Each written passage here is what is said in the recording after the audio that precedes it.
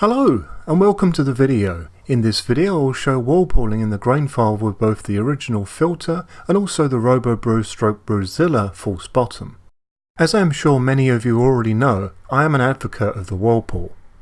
I have specified why in previous videos, so I will not go into that in this one, but if you consult my video review of the Grainfather Whirlpool and aeration paddle, you will find all relevant information there. Before I show you the whirlpooling, I will talk a little bit about what you should be using to whirlpool with though, as I have seen some pretty scary thoughts and crazy opinions from people on forums. Firstly, Grainfather themselves have produced a cost-effective, reasonable quality paddle for whirlpooling that also doubles up for aeration. Other manufacturers have also produced various different paddles that are also very suitable, but mostly at a higher price point. Have a look at your local homebrew store first and see what options there are available locally. To achieve an effective yet easy whirlpool, I would really recommend that you choose a paddle that is drill based. By choosing a method like this, you will be able to control the depth that you whirlpool at to ensure smooth running. Some brewers choose to whirlpool by hand with a regular brewing paddle, but this can actually be a recipe for disaster as controlling the depth of it will prove difficult. Also, do not be tempted to use paddles that are designed for paint stirring or other building trade related activities. These are simply not food safe and could have an impact on your health that costs you much more than just money.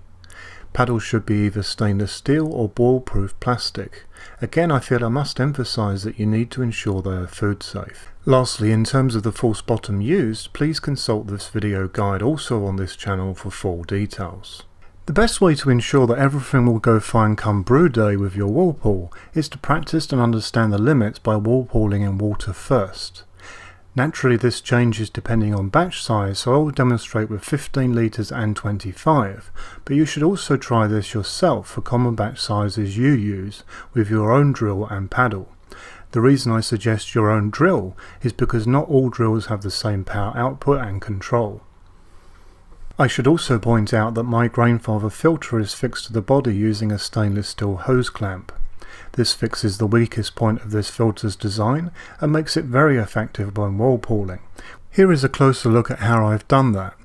Without this stainless steel hose clip, the filter would definitely come off if you did what I'm about to do with it. Here is the 15 litre test with the standard filter with my modification with the video speed increased greatly, but you can see that I'm starting shallow and then going close to the bottom while still ensuring that I do not hit the filter. This is actually key. You can go very close to it and still not actually knock it off, just don't hit it. The trick also here is getting used to how the drill will move in your hand and how to correct it to avoid impact with the filter. Here is the same test but with the false bottom added. It has to be said that as long as you do not strike the bottom, then the false bottom is not going to go anywhere.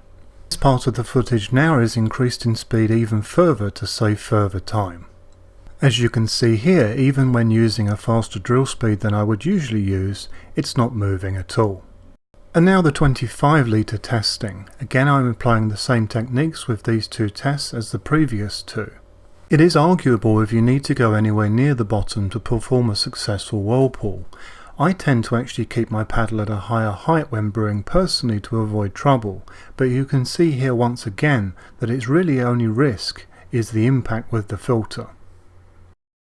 So there you go, a little practice like this in just water is a great way to understand how this all works and to avoid any problems. Just for fun now, here is me intentionally flipping the false bottom.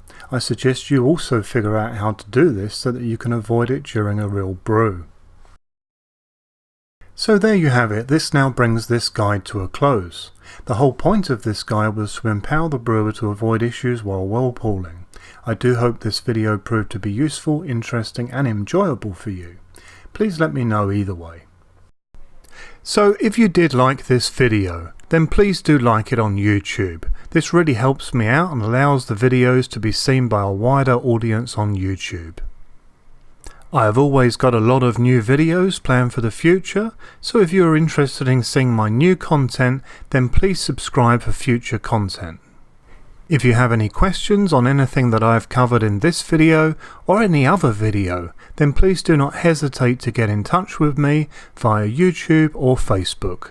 I'm a member of pretty much every Grainfather Facebook group and more. Happy brewing!